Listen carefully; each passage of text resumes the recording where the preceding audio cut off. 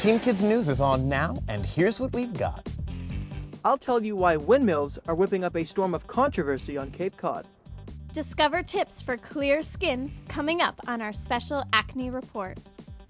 Do you know the difference between a buffalo and a bison? I'll tell you.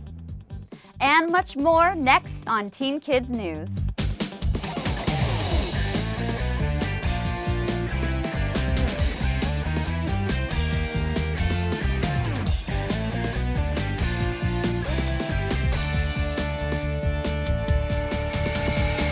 Welcome to Teen Kids News. I'm Wanza. And I'm Jessica. Here's our top story for this week.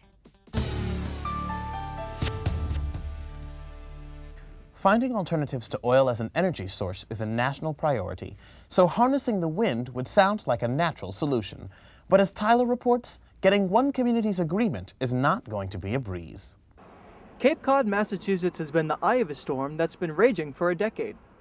Along with nearby islands Martha's Vineyard and Nantucket, this area is known for its historic seaside charm. The shingled houses with rooftop widows' walks where wives watched for the return of sailing ships, the Kennedy family compound, quiet ponds, quaint stores, and beautiful beaches. It also has lots and lots of wind. And that steady, strong breeze is stirring up a heated controversy. A project called Cape Wind would put 130 giant turbines in the body of water called Nantucket Sound, between the Cape and the islands. These images are created by the developer to show what the nation's first offshore wind farm would look like during the day. Even miles out to sea, the turbines would still be visible from the shore because they'd reach 440 feet above the water's surface. That's much taller than the Statue of Liberty. You're going to see a power plant. You're basically going to see a huge stretch of 40-story buildings during the day, and at night you're going to have flashing lights going on for 1 second, off for 2. You're essentially constructing a huge city skyline in the center of Nantucket Sound. Audra Parker is the passionate spokesperson for the Alliance to Protect Nantucket Sound. That's the group that has been fighting Cape Wind, along with local Native American tribes and many others for more than a decade. Why are you against the wind farm? Because it absolutely doesn't make sense in Nantucket Sound. This is only a site that was picked to maximize profit with no regard for the tribes, no regard for the public, no regard for the fishermen here. For the developer side of the story, we talked to Mark Rogers. He says wind power is an idea whose time has come again. The Cape and Islands have a long history of using windmills back in the day. There were once 1,000 windmills here, and by using today's modern wind turbines to make electricity, we can have cleaner air, we can create good jobs for the young people here that pay well, and also mitigate climate change. After the Gulf oil spill disaster, the need for cleaner energy sources became even more urgent. That's something we all can agree on. We really need more clean energy, and I think wind farms are a perfect way to do it. But it's easy to see why so many people want to protect the natural beauty of this horizon. Everyone supports renewable energy. That's a no-brainer, but only in places where it makes sense, only appropriate locations that don't have the conflicts that this one poses. One conflict is whether the wind farm will interfere with navigation for boats and air traffic. It would really be a danger to public safety, and both ferry lines and all 3 airports on Martha's Vineyard, in Nantucket, and on Cape Cod on the mainland oppose the project because of risks to safety for their passengers and the pilots. Do you think that the new form of energy is going to be a danger to navigation? We've already been approved by the 2 agencies in this country in charge of making sure that there's safe navigation.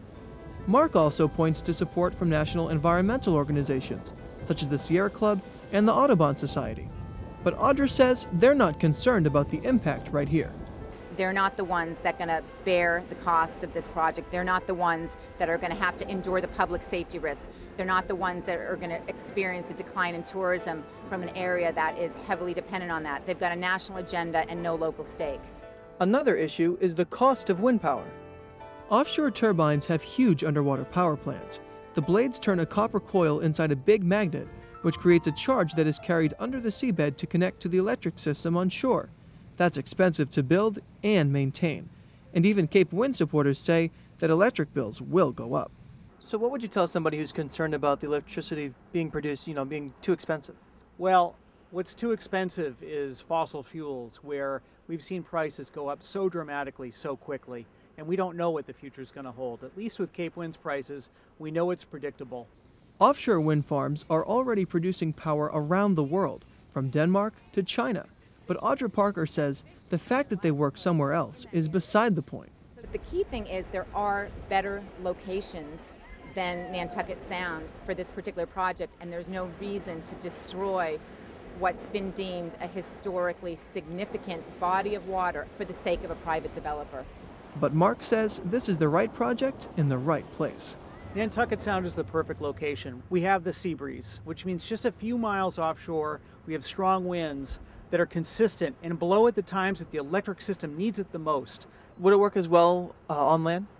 Many times what we see is land-based wind projects aren't producing when the electric system needs it the most, in those hot summer afternoons, and they produce more at night when there's less need for the power. After a decade of fierce debate, in April 2010 the federal government approved the project, but opponents vowed to continue their fight in court. Wind power has long been a fact of life on land, from old-fashioned windmills from years gone by to vast fields filled with thousands of modern turbines churning out power, as you see here in California. But whether windmills will be put here in Nantucket Sound is a question that's still up in the air. I'm Tyler for Teen Kids News. Stay with us, there's lots more still to come on Teen Kids News. We'll be right back.